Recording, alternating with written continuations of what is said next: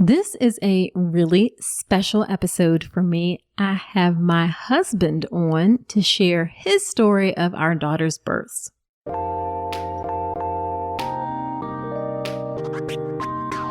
Welcome to the All About Pregnancy and Birth podcast.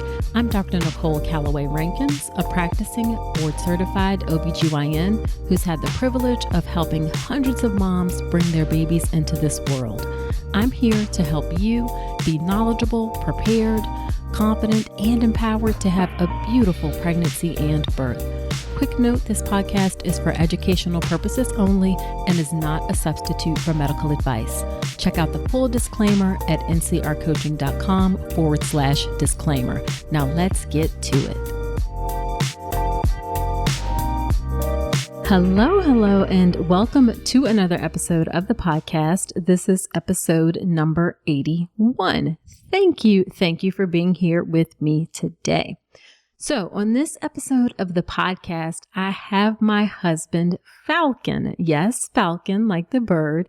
And he is on to share his experience of our daughter's births. A while back, I had someone reach out and say, it would be great to hear a dad's perspective of a birth story. And I decided that I really wanted the first dad on my podcast to be my husband. So I kind of harassed him until he agreed to come on. And I wanted him to come on because he is such a great dad, as you will hear me say in the episode. But honestly, I was also really just kind of curious about what he would say. This isn't something that I ever feel like we've talked about in great detail, even though our girls are now 10 and 12. And I actually learned some things that I did not know after we had this conversation. So we had a great talk about what prenatal care was like from his perspective, how he felt about the transition to parenthood and preparing for it, what my labor was like for him, and why he didn't want to talk about how my C-section experience was for him. For anybody who's listened to the podcast before or followed me, you know that my first C-section was done with inadequate anesthesia. It was a bit of a traumatic experience for me, and he shares why he actually didn't want to talk about that in detail on the podcast today. Now, y'all, he was a little bit nervous to come on, but he did a great job, and I know that you are going to enjoy this episode. Now, real quick, before we get into the episode, let's do a listener shout out. The title of the review, and this was from Apple Podcast, says A Boost of Confidence. And it says, Dr. Rankins, thank you. As a male listener and first-time father-to-be, this podcast has provided me a great, and that's all caps, great boost of confidence for being a supportive and knowledgeable partner for my wife as she carries our baby. Your podcast is very insightful, unbiased, informative, and a great resource on questions that we had and questions we didn't know we had. We've learned so much and feel very empowered as we matriculate through this pregnancy. We've utilized the free course on creating the birth plan and successfully found an OB based on using the interview questions provided in the course. We look forward to learning more and will continue to support you in your work. God bless you, the Baxters. Thank you for that really lovely review. I so appreciate it. And I love how you are so involved in getting educated and empowered as an expectant dad. I 100% encourage all partners to do exactly what he did in that regard. So you should definitely encourage your partner to listen to the podcast or go through my materials with you, whether it's my free class on how to make a birth plan that works or my signature online childbirth education class, the birth preparation course. Partners should definitely take part so that they too can be empowered to really advocate for you as the birthing person. All right, so let's get into the episode with my husband, Falcon.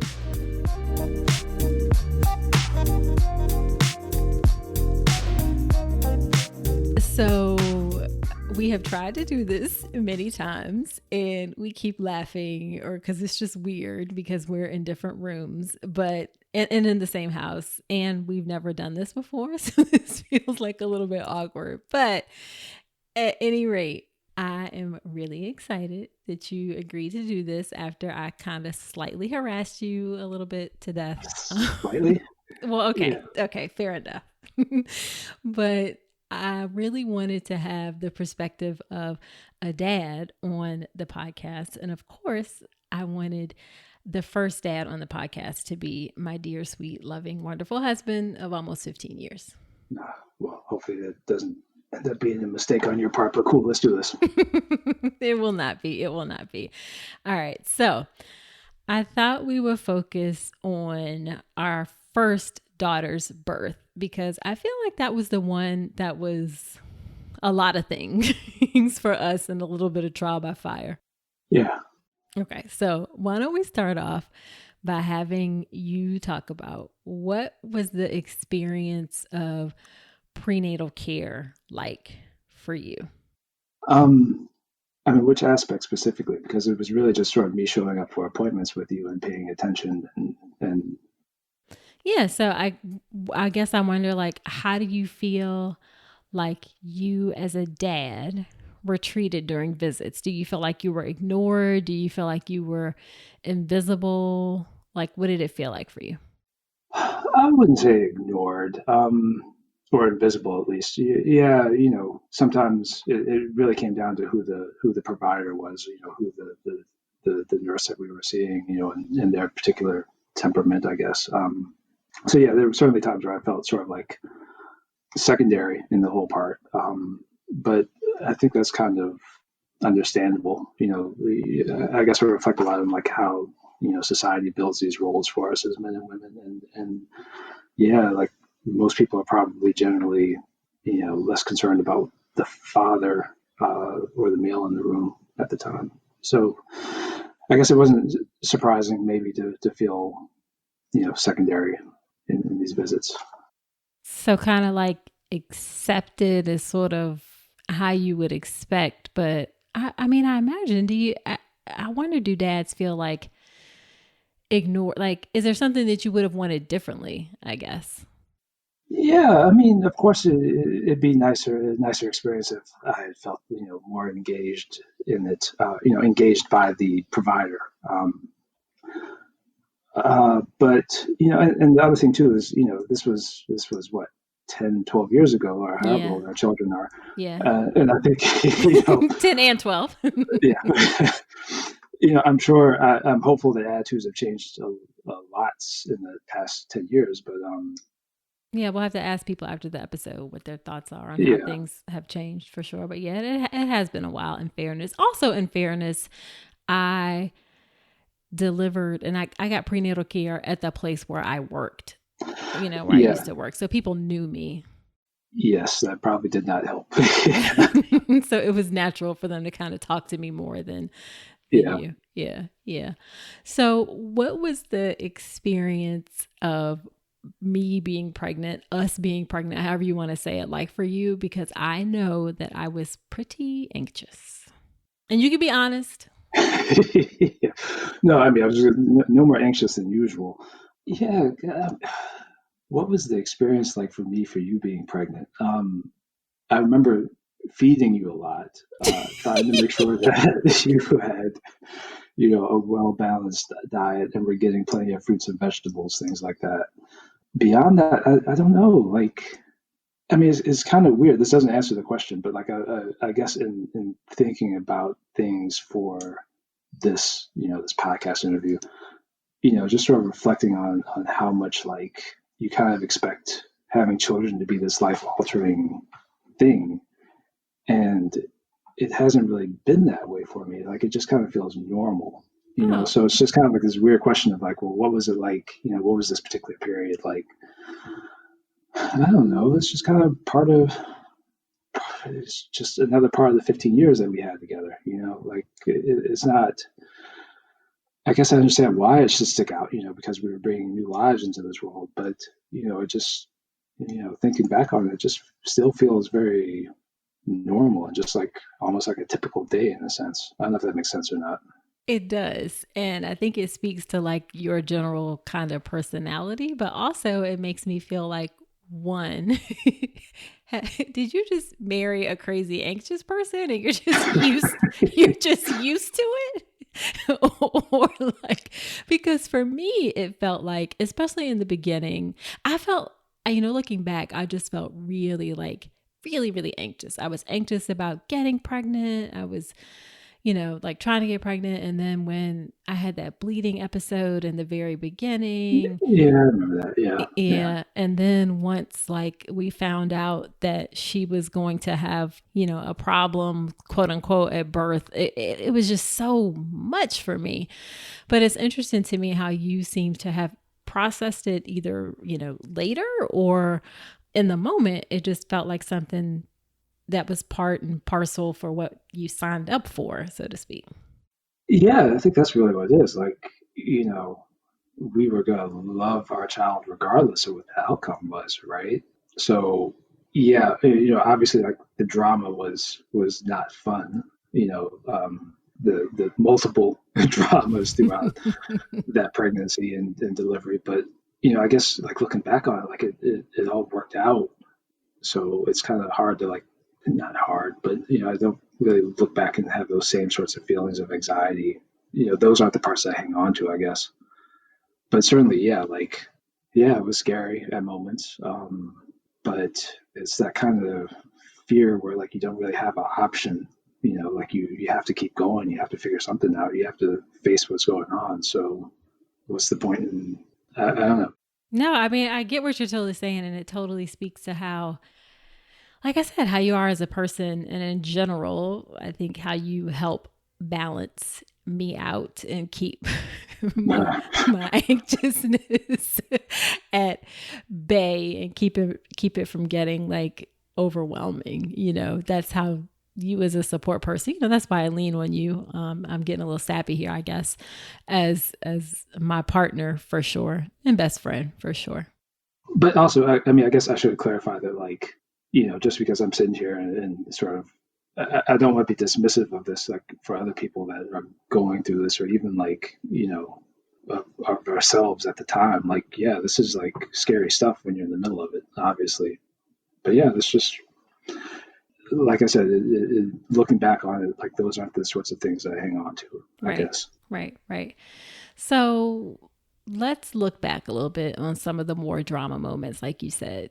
What were your thoughts when we first found out? And I remember very clearly, we were at an ultrasound and they realized that there was a potential or that something was wrong that they could see on the ultrasound. What were your thoughts about when we found out that she had this issue?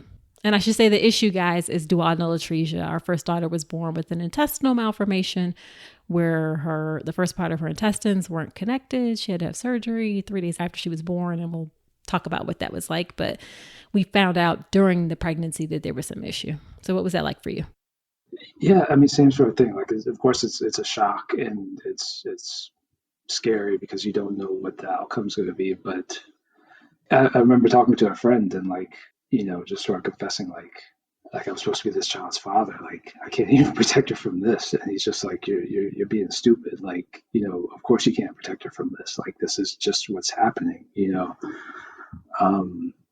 So I guess like, talking to that friend, sort of almost having this moment of feeling like I've already failed in my duty as a father, which, to stop something that was like clearly out of my control, and so like, yeah. So I guess maybe once I kind of got that foolish thought out of my head, which I didn't know that you thought, by the way. I'm guessing you didn't tell me that at the time. Today, I didn't know that you felt that way. Yeah. Well, you learn something new every day. And it was, I think maybe I probably didn't even confess it because I think even at the time, like, I realized how ridiculous that was, but again, it speaks to like in the moment you have these thoughts and like, how do you deal with them? And yeah, I think my way of finding peace of it is just like, whatever's going to happen is going to happen. And if this child comes out this way or that, we're still going to love her. We're still going to take care of her. We're still going to do everything we need, to the best of our ability. So, you just have to keep moving forward, I guess. Yeah, I know. I felt definitely very stressful because we had to make that decision about because this particular malformation can be associated with chromosome issues, and we like particularly trisomy 21 or Down syndrome most often. And we had, we decided to do the amniocentesis to look at the chromosomes. I felt like that was stressful and how we would have handled that. Yeah, and by the time we had gotten to that point, like I had found peace with that, So whatever the test results were going to say, like that was going to be okay, Okay. So we got the diagnosis. We, did the amniocentesis. Everything was good. Then I remember us meeting with the pediatric surgeon, and after that, I kind of felt more calm about things because I felt like he was just kind of like, oh, most of these babies are born full term. They stay in the hospital for a couple days and we fix it and then they go home. Do you recall that at all? I don't even remember that. Like I vaguely remember going to his office. Yeah, but I don't remember the discussion. I don't, that doesn't stick with me. Okay. Yeah. Because that's so different than what we actually experienced.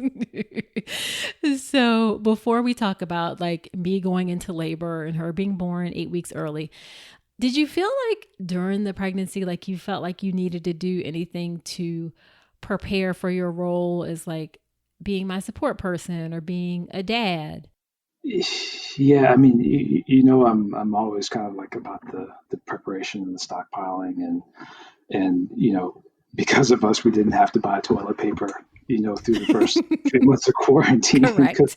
We didn't have to buy toilet paper or paper towels, Right. And I still haven't, and I haven't been in a grocery store in I don't know how long because of you. So yeah, I don't remember the specifics, but I'm sure that like I was hard at work, kind of setting things up and making sure that we had what we needed. And I do remember like after she was born, and my fully stocked diaper bag, You have always been so much better at those things than me, for sure.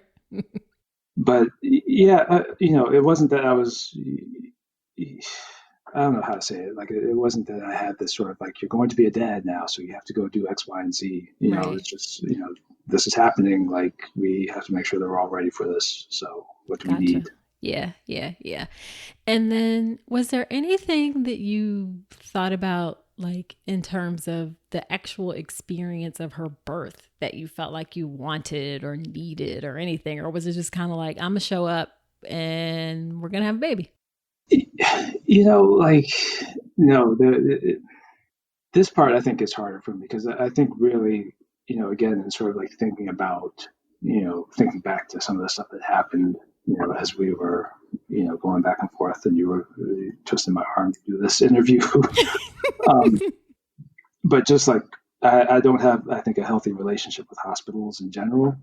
And, just the hospitals are not associated with positive outcomes for me. And I think, again, sort of reflecting on this and looking back on that, like that whole lead up for the hospital, I probably didn't even want to think about. So it wasn't, I would never like try to imagine what the perfect ideal setup for this was. Like in hindsight, I was very much like from the time we showed up, it was always like, what do we have to do to get out here as quickly as possible? Do you think that's related to your experience with your dad? Yeah, so not just my dad, I've got multiple uncles and aunts and cousins who have, gotten sick and died. And I've been at the bedside of, two loved ones as they passed away, So yeah, I think these things really, don't give me a very rosy outlook on what hospitals are. Yeah, 100%. Yeah, for sure. So you kind of like felt like, I don't want to, I'll deal with it when that comes. I'm not going to think about like how this experience should go sort of thing. Well, I think at the time it was probably much more sort of avoidance kind of thing. Like I'm just not going to think about it. But yeah, like again, sort of reflecting on it, especially 10 years later, 12 years later, and just kind of realizing that about myself that, yeah, I think from the moment that we stepped foot into a hospital, like my mind was just trying to figure out like, how do we get out here as quickly as possible, Yeah, I can see that for sure. All right, so let's talk about the big day. So I will share a little bit, and I've shared before in the podcast about how the experience went for me. And so it started out with me having contractions. And I remember being at home in the bathroom, having contractions, and then saying, hey, I think we need to go to the hospital. So, what was that day like for you? I was trying to detail my car, if I remember correctly. Um, it was exactly a week after my birthday. Yep. Like I was still trying to celebrate by detailing my car. Um, so yeah, the first time that you said it was kind of it was kind of an interruption. And yes, And keep in mind that I was anxious. So I would right. like little things, I would just be like, what's going on? Like, so. Yeah, and that's what I was about to say. Like you if we're honest, like sometimes that first one is just kind of you being anxious. That first complaint is just you being anxious. So there was sort of like the process of trying to like figure out, is this real or not? Well, sorry, they're all real, but is this something that we really need to be attentive to? And if I remember correctly, like it didn't take much to convince me to get in the car, right? No, it didn't. It didn't. And I should say, I had been having contractions before that, but they were irregular. They weren't like really painful, but it was clearly like very different that day. So what about the car ride to the hospital? Yeah, I think I will admit that, and I've told you this before. Like I Mm-hmm. was still skeptical until we got on the interstate and looked over and saw you like gripping the handle of the door, which is when I realized that you actually were like you were experiencing something for real, and that's when I definitely started taking it more seriously. Yeah. And I'm not like I don't think loud. I'm going to be more like quiet about, Yes. yeah, what if I'm in pain about something. So, yeah. So we pull up to the hospital, and I knew that you thought it was serious because you let somebody valet the car, Yeah, which which I you didn't do. Yeah. never, ever, ever do. You let somebody valet the car. So I was like, okay, he's like It in was this. your car, so that did make the decision a little bit easier. But yeah. So we get up to labor and delivery, and then Then y'all from put on the show of like trying to convince everybody that everything was okay, if I remember correctly. Like, you mean me trying to convince, or like, no, everybody, like oh, you and the nurses and the doctors, all just trying to be like, yeah, everything's fine. and see, I don't remember it like that. Like I feel like I don't know what they were saying, but you definitely seemed to perceive like. So I was having contractions, and then it was like I got this. Like they just kept coming, Right. and And then they did the fluid reduction, right? Or am I uh-huh. remember? Yeah. No, yeah, And you're right. So then they decided, because I had this condition called duodenal atresia where she couldn't swallow amniotic fluid.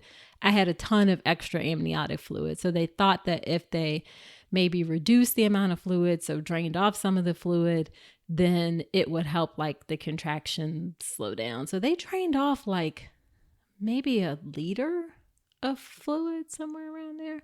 and then you started having more contractions. Yeah, it just kept going. And Uh, then everybody, that's when like everybody was kind of like trying to smile through it and be like, yeah, well, maybe we'll try some magnesium or whatever it was, and I just remember at some point like calling my mom. Uh-huh. Because you were like the go-to, the in-between to talk to the family. Yeah, and then y'all like almost trying to clown me because I was telling her that everything was going to be okay. you know And I was looking back at y'all, like y'all have been lying to me this whole time, trying to act like everything's okay. So how are you, like how are you? And by y'all, you mean like, why are you including me? You like, well, you were a doctor and you included in the rest of the healthcare professionals. Yes, All of y'all were like, it's going to be fine. right. Which, when obviously, like or it was obvious to me that things were a little bit more serious than people were letting on. Yeah. Yeah. But again, this could also be just me and my natural suspicion of like I just walk into hospitals and have this expectation that something bad's going to happen. So Gotcha. Well, you were very calm. Like I never felt like felt particularly worried about things, even if you were. So I remember I never felt like I was in a ton of pain, to be honest. Like it wasn't like I don't feel like I looked like I was. I mean, I knew I was hurting and I was having the contractions, and I ended up getting an epidural just because they thought maybe that might slow the contractions down too, which it didn't. But I don't remember like looking or feeling in a lot of pain. What do you remember about how I was like? yeah, but I mean, you were your sort of typical you. So like, yeah, you were quiet throughout most of it. Like maybe you let on that you were having a bad contraction once, and I just remember that because like it stood out because you were so quiet the rest of the time. Gotcha. And then I do remember when my water broke and then feeling like, okay, like this is legit kind of happening. Yeah, and I think I was just like, yeah, like y'all have been paying attention to what's going on, right? Like, can we stop Oh, pretending now? But right. Okay. So let's talk about the C-section. let's not talk about the C-section. No, we got to talk about the C-section. So I ended up getting to a point where her heart rate kept dropping. And they were like, well, I think at that point I was 8 centimeters. And they're like, well, we can try and see if you can push. If not, then we need to push because she's smaller. Maybe she can come out with me being 8 centimeters. So we went to the back for the operating room. That didn't work. And then decision was made to go to C-section. So I've talked about how the C-section was a difficult experience for me because I could feel things that I should not have felt. So what was that like for you? Um, I mean, obviously it was not fun, and I don't know, like I am kind of hesitant to talk about that part. Oh, why is that? A couple of reasons, and again, like I've been thinking about this just because that was sort of, you shared the questions with me beforehand, and that was the one that I saw at the top of the list is like, first child's birth, and and just sort of immediately it was like I don't really, I don't know, like I'm not really like happy to discuss that, and a couple of reasons. I mean, we're kind of at this moment in history where there's been a lot of acknowledgement of racial pain and suffering, of suffering and pain among Black people in particular, Right. or of just this sort of acknowledgement of the inequities, in the society around us, and an awakening among a lot of this country who, maybe didn't recognize just how bad things are, but at the same time, like so much of that awakening is like centered on having to have these examples of Black pain and trauma for them to process and understand things. And, like I think, that moment, like I really see that as like a moment of like Black pain and trauma, right? Mm-hmm. So, And you don't want to share that experience of yeah, so I guess our very personal trauma. right. And that's the part that I left off, right? So there's all this like awakening around racial injustice, and that's all like you know facilitated by certain people, sort of like absorbing these stories of Black pain and trauma, and I just don't. That doesn't sit right with me, right? Like that shouldn't be the way for so many people to learn. We shouldn't have to have that be the central way for us to learn. So just to kind of like, I guess, stay true to that part of myself in terms of not necessarily putting forth these examples of Black pain and trauma into the world, like that kind of gives me pause about wanting to talk about this delivery. Yeah, I think that's 100% fair. So why don't But we? Huh? well, I was gonna say also too, like it was like a really personal moment, right? Like I do, like the part that I think stands out the most clearly to me is like me like standing over you, like trying to get you to focus just on me for a moment, right? Yeah. And like the height of things. And yeah, I guess I just kind of want to stay true to that. Like, I was, I just wanted that to be about us at that moment, and I kind of still do, if that Okay. makes sense. Yeah, no, I think that's 100% fair. I actually really like that. So, so that I really like that, and I appreciate that. I think we can summarize it up that it was fair to say that it was I've talked about it before, Sure. that it was traumatic for me experiencing a C-section with inadequate anesthesia.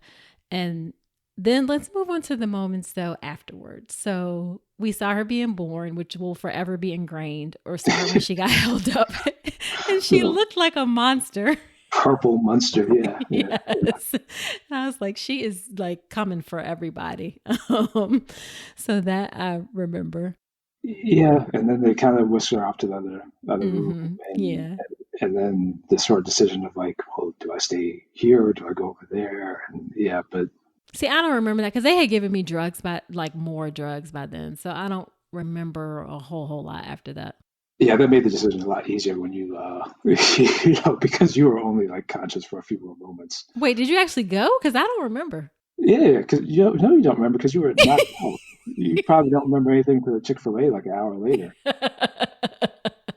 Okay, I did not know this. Listen, y'all, can y'all believe this? We've been married for 15 years. Our child is about to be 13, and I did not know that he left. I mean, I didn't leave the room. No. I didn't mean leave the room. Like, I didn't know that you actually went to go see her in the other room. I did not remember that. Yeah, but I mean, and just to be clear, like it wasn't like the rooms were attached. Like I could still see you the whole time. Yep. Yeah. I very, very vividly remember. I mean, that's where I trained to be a doctor. I remember the setup exactly. Okay. That's funny. All right. So then we get to the recovery room, and yes, I wanted Chick-fil-A so bad. And shout out to my bestie, Keisha Reddick, who y'all have heard on the podcast before, for bringing me that Chick-fil-A. That was like the best chicken fingers and fries I've ever had in my life. And then I do remember you going to the NICU and taking pictures and coming back and me being like, I'm gonna let you describe that part. I was like, oh, is she okay? Like, look at her ears. Like, look at her head. Like, what? I just thought she was like not. I didn't get the warm, fuzzy, like, oh, here's my cute baby feeling when I saw the pictures. What did you feel when you saw her? Because she was tiny, y'all. She weighed 3 pounds, 7 ounces. She was long. And she had a skull that kind of, like the fragments of the skull kind of rode up on top of each other for a while. So she had like a ridge on top of her head, which was kind of strange. But God, y'all forgive me. I love my child. She's beautiful. She's gorgeous. But it kind of reminded me, I want to say, of like a Vulcan from Star Trek. So sort of kind. Don't forgive me, but what, you didn't think that? Tell me you thought that. It's just me. No, it's just you. Yeah, okay. No, I thought she was cute. Yeah, I'm sorry. So was I just extra over the top? Did you really look at her and was like, you didn't think, oh my gosh, she's so little, why she look funny? Nothing. That was just me. No, that was just you. Sorry. Shout out to me being a superstar A mother. No, I mean, I don't know. Like she was our child, you know. Yeah. I think that was just a continuation of my well-known anxiety problem, which I've gotten better at, but it was just the anxiety. What do you mean? Okay. Oh, are you saying no? It's not. Nobody think anxiety doesn't cause you to think your child looks like a Vulcan. Is that what? Oh no, I was more talking about the anxiety getting better part. But anyway. My anxiety is better. It's better than it was then, for sure. When it comes to our children, I mean, well, yeah, I mean, I guess because they're older and they can tell you when something's wrong. That's true. Because for a long time, I was, especially we're not even going to get into that, how when I took her to the doctor and I thought she threw up and all that kind of stuff. All right. So let's focus. Let's get back on track. No, I'm just thinking of the time that she actually like projectile vomited and I kept it quiet because I didn't feel like going to the doctor. Because you knew that I would like lose it if I Yeah. saw. Yeah. Oh, all right. So let's talk about having a child in the NICU. For me, that was so hard. Even though we went to see her every day, twice a day, except for one day, we didn't go see her twice a day, and I still feel guilty about that. I remember crying every day just about for a while and then like kind of cutting back on that. But that was definitely stressful. Yeah, I mean, of course that was stressful. I just remember at some point, especially once things kind of cleared up and we were, there was less of a question. Actually, I take that back. Like, I never really had any, I was never really afraid, that something bad was going to happen, which is kind of weird because, like, I remember the extubation, you know, Oh God, yeah, yeah. yeah. And maybe, I don't know, maybe I was in denial, who knows? But I do remember, like, as things kind of went on, a few weeks into it, I guess, just actually feeling kind of grateful almost. And I think it was the kid that was celebrating their first birthday in the NICU. I still remember that too. Yeah, for sure. That was definitely like a, I don't know, humbling, grounding kind of experience to see this child who had been in the NICU for an entire year. And we were just there for a month. Like it just, I think as we got, closer to her going home, felt grateful that she was doing well. She was growing, all those things. Yeah, and I mean, I guess you hate to benefit in a way off of somebody else's suffering, but that moment was just kind of, this experience was obviously hard to get through and not fun at all, but everything had worked out, so it's just like we had sort of gotten this insight into like how fragile this whole Yeah, thing could possibly be, and I guess how lucky we were. for So sure. Yeah. Because after the surgery, which was funny, some of the moments that we joke about were how the surgeon comes out. He used to always say the the child child, yeah, because I'm guessing he couldn't remember if it was a boy or girl, so he would just call them all the child. he's And also he German, so he's proficient that way. yes, exactly. And And should we just mention that I'm half German before somebody sends emails? that is Yeah, true. Yes, y'all. His mother is German. So um so that was a funny experience. And also we had, I think, I'm gonna be honest. I remember none of the doctors who I saw at all while she was in the NICU, except that time she got extubated too early. That was right after her surgery. I do remember that doctor because he helped calm me down. But the nurses were great. yes, They were just like, I remember them being like, "Oh no, you're gonna come watch this child. Um, you're gonna come change his diaper."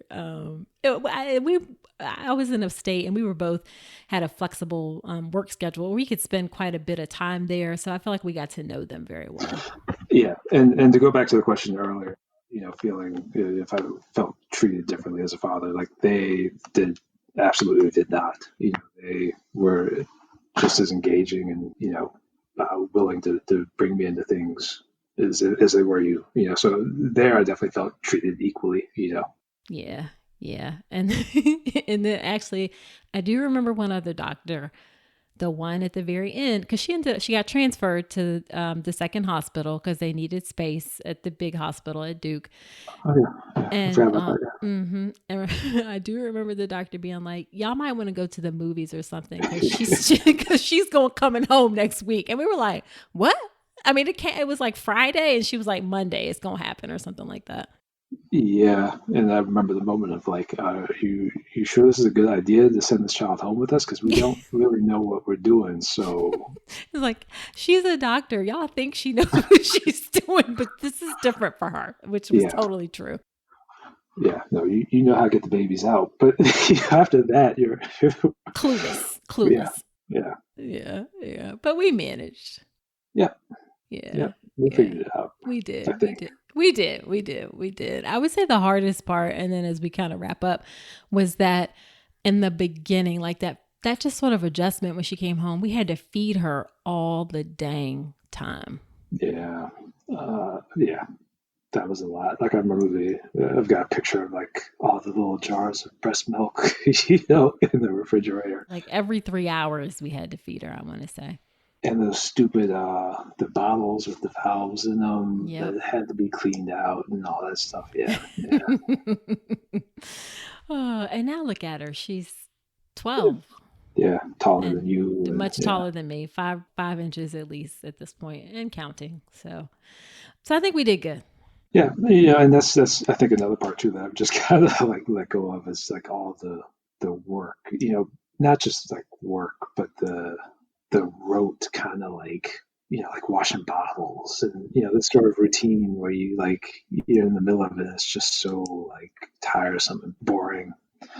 But yeah, that part I just kind of forgot about and let Yeah. go. Yeah. Yeah. Yeah.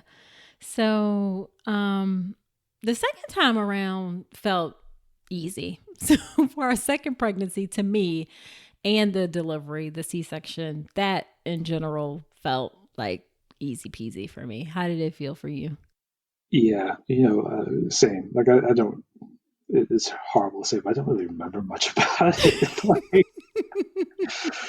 like I kind of remember going back to the room with you, and a couple minutes later, like here's our second child. Yeah, I think I was like, you don't have to come to the appointments. It's fine. I'm just popping over for an appointment. Like it was just way more laid back the second time.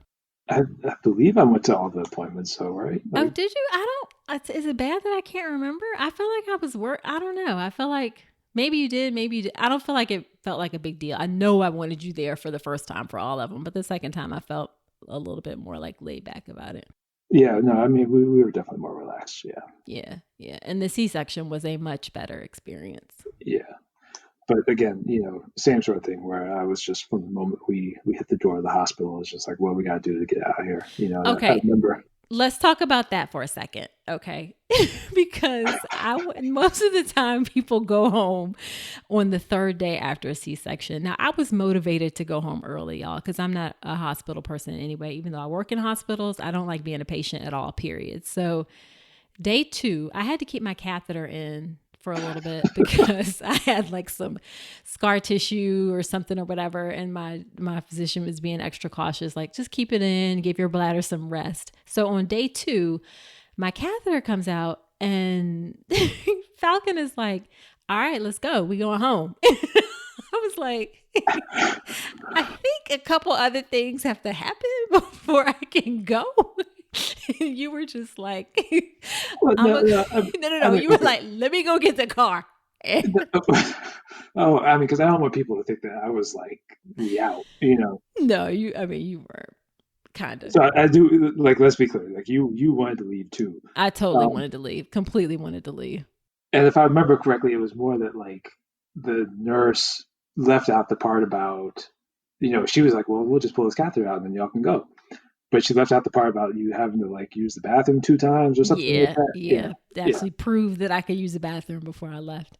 yeah. So I was a little bit irritated, to find out that we still had a few hours to go. I'm sorry. Like, But you did but like you said, I'm being a little bit dramatic, guys. I wanted to go too, so it's not like I was ready to go. I hate being in hospitals, and he did. To his credit, I had staples, and I was not going back in order to get my staples taken out. So I took a staple removal kit home from the hospital and all the stuff for it, and he took my staples out at home. I feel like we were in trouble for telling that part. Like, weren't you supposed to go back to the doctor for that? Well, it's out there now. And you did a very good job of taking my staples out. So thank you. Yeah, you're welcome. All right. So last thing, what would be like if you could give one piece of advice to expectant dads, what would that advice be? Oof. Relax. I don't know. That's a good question. I don't know. So I guess I'm not a huge fan of this whole like mom dad thing, right? And this whole like division. So what's the advice to dads? Like, you get in there and be a parent. Like, figure out what needs to be done and do it. Don't get tied up on the roles of what, what you feel other people think you should be doing, whatever expectations you think other people have of, what parts you should be involved in and not be involved in, this is, so just get in there. And I don't like this answer. I don't like this part of the answer because I don't want to say get in there and help, because I don't want to sound preachy about it, but resist this urge to feel that, dads do certain things and moms do certain things, I think what you said is already great. Don't feel tied to kind of society expectations or anybody's expectations of what a dad should be. Yeah. So, I guess that advice goes for all parents, not just dads, but moms too. It's, don't feel beholden to these sort of larger expectations about what your role should be in either the pregnancy or the birthing process or raising the child afterwards, And that is something that you 100% live by, because full confession, everybody, between the two of us, my husband is the better, more organized parent in terms of getting things done for our children. He takes them to school. He does my girl's hair. He does the best Afro puffs I've ever seen. He takes care of school forms, appointments, things like that. So he the whole get in there and just do what needs to be done is certainly words that he lives by. And I, of course, am forever grateful for that. Well, I'm grateful for the opportunity to do it. Look, are you? Maybe 90% of the time, but sometimes you be like, can you get in here and do a little bit of something, please? We'll save that for the next podcast. Okay. All right. Well, husband, thank you for coming onto my podcast and for being such a wonderful support person for me for nearly 15 years. You're welcome. I'm going to resist the urge. Have a snappy comeback. You're welcome. the comeback of, well, yeah, I came on because you harassed me until I said yes. No, I'm happy to be a part of this. Thank you for letting me do it. Oh, thank you.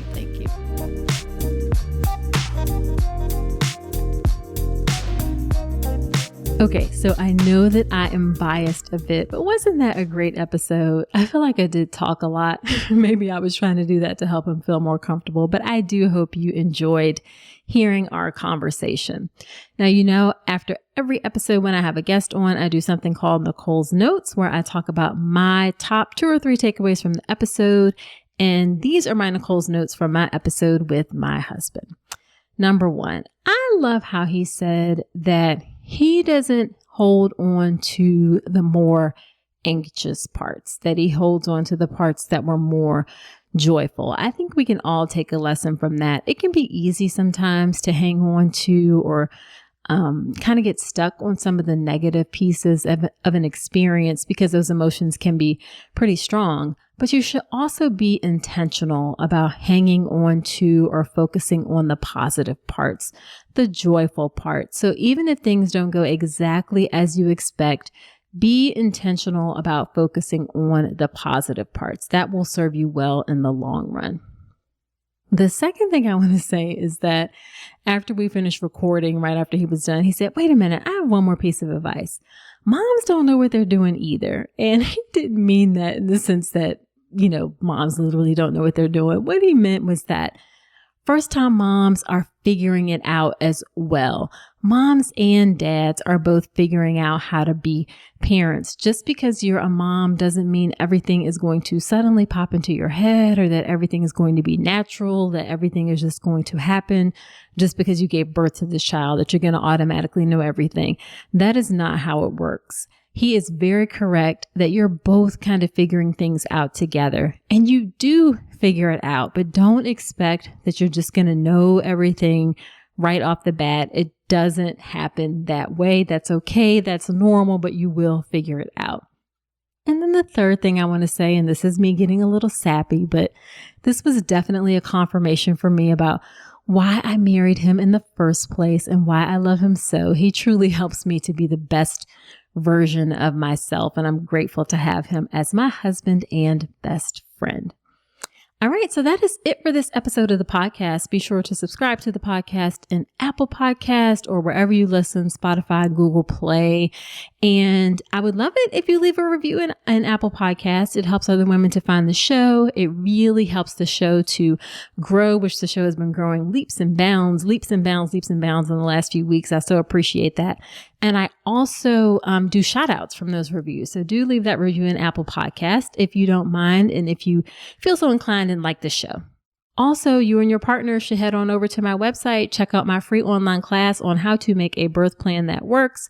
In this 1-hour on-demand class, you will learn questions to ask your provider, how to get your medical team to pay attention to your birth wishes, some things you need to know that are very influential in your birth experience, and much, much more. You can sign up for the class at ncrcoaching.com/register. Again, totally free, on demand, about an hour of your time, and well worth it.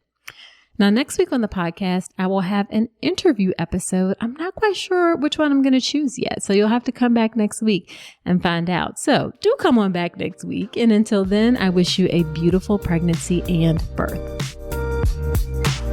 Thanks so much for listening to this episode of the All About Pregnancy and Birth podcast.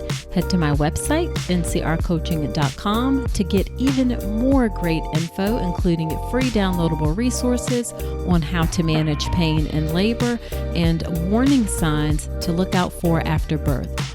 You'll also find information on my free online class on how to make a birth plan, as well as everything you need to know about the birth preparation course. Again, that's ncrcoaching.com, and I will see you next week.